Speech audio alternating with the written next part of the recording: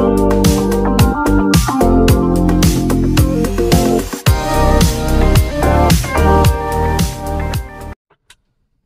semua, salam sejahtera Malaysia.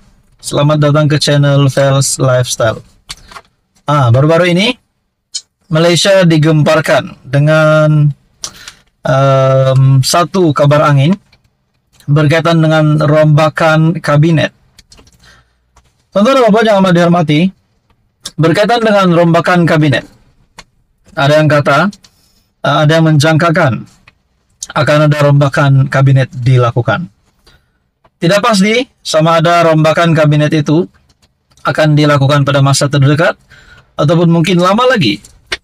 Tetapi menurut beberapa pemerhatian, beberapa pandangan dari pemerhati politik menyatakan ada yang bersetuju sudah tiba masanya untuk Datuk Seri Anwar Ibrahim merombak kabinet.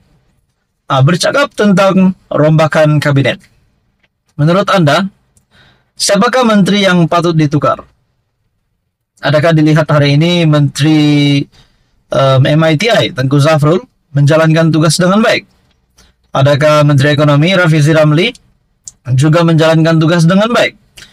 Menteri Mat Sabu juga sebagai menteri, adakah beliau juga menjalankan tugas dengan baik? Bagaimana pula dengan Zaid Hamidi dan banyak lagi? Nah, menurut Anda, tuan-tuan dan puan yang amat dihormati semua, sekiranya benar akan ada rombakan kabinet yang dilakukan, Anda dipersilakan komen di bawah, siapakah menteri yang perlu digugurkan, siapakah menteri yang perlu diganti. Adakah Zaid Hamidi sebagai menteri di dalam kabinet juga menjalankan tugas dengan baik? Bahkan beliau sendiri adalah timbalan Perdana Menteri. Begitu juga Mat Sabu sebagai menteri. Begitu juga Tengku Zafrul sebagai menteri MITI juga. Dan Menteri Ekonomi Rafizi Ramli. Bagaimana pula dengan Menteri Pengangkutan Tuan YB Tuan Lok Siu Fuk, Menteri Pertanian dan Keterjaminan Makanan Datuk Seri Haji Muhammad bin Sabu, Menteri Ekonomi Rafizi Ramli, Menteri Pembangunan Kerajaan Tempatan Ngakorming, Menteri Pertahanan Tokmat, Menteri Kerja Raya Alexander Natalinggi, Menteri Dalam Negeri Saifuddin Nasution, Menteri Perdagangan, Menteri Pelaburan Perdagangan dan Industri Datuk Seri Tengku Zafrul, Menteri Pendidikan Tinggi Datuk Seri Muhammad Khalid bin Nordin, Menteri Sains, Teknologi dan Inovasi Tuan Chang Li Kang, Menteri Pembangunan Wanita, Keluarga dan Masyarakat Datuk Seri Haja Nancy binti Syukri, Menteri di Jabatan Perdana Menteri Undang-Undang dan Reformasi Datuk Seri Azalina Othman, Menteri Sumber Asli,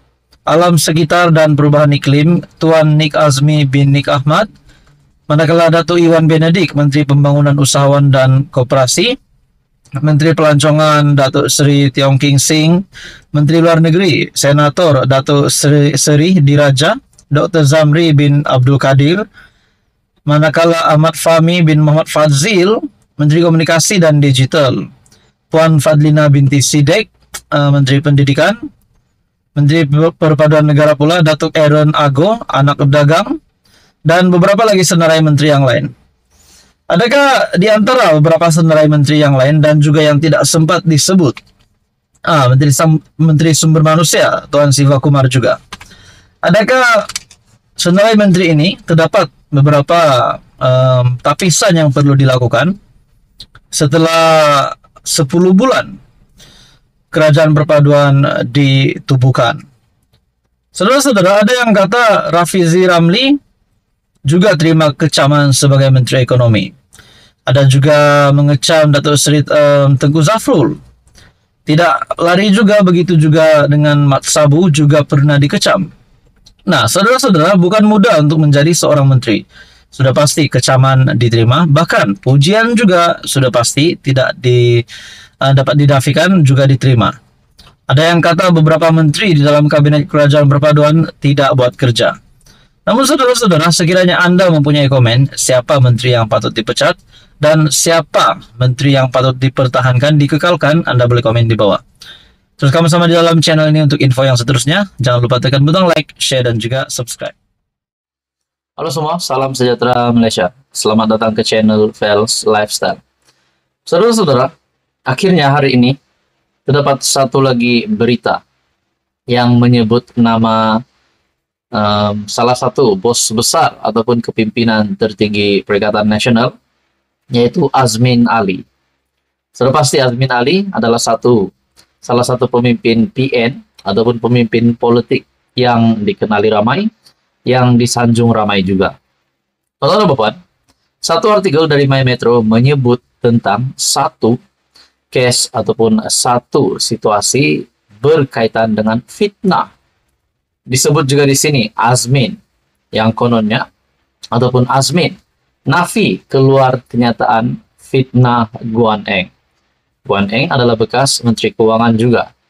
Teman-teman, dalam artikel ini Datuk Seri Muhammad Azmin Ali menafikan dakwaan beliau mengeluarkan sebarang kenyataan berunsur fitnah terhadap bekas Menteri Keuangan Lim Guan Eng ketika berucap pada kempen PRU 15 di Lunas Kedah pada 12 November tahun lalu. Rupanya perkara ini sudah berlaku sejak November tahun lepas lagi, semasa kempen pilihan raya umum yang ke-15 yang lalu. Nah, teman-teman, nama Azmin Ali disebut di sini, di mana dakwaan beliau mengeluarkan kenyataan yang berbau fitnah terhadap bekas Menteri Keuangan, yaitu Lim Guan Eng. Dalam pernyataan pembelaan terhadap saman yang difailkan terhadapnya, Muhammad Azmin menafikan beliau ada menyebut perkataan langsi ketika berucap pada kempen itu dan meletakkan Lim atas beban bukti yang kukuh untuk membuktikan bahwa beliau, yaitu Muhammad Azmin, telah menyatakan perkataan berkenaan. Nah, saudara-saudara, Azmin Ali yang disaman disebabkan didakwa mengeluarkan kenyataan berbau fitnah.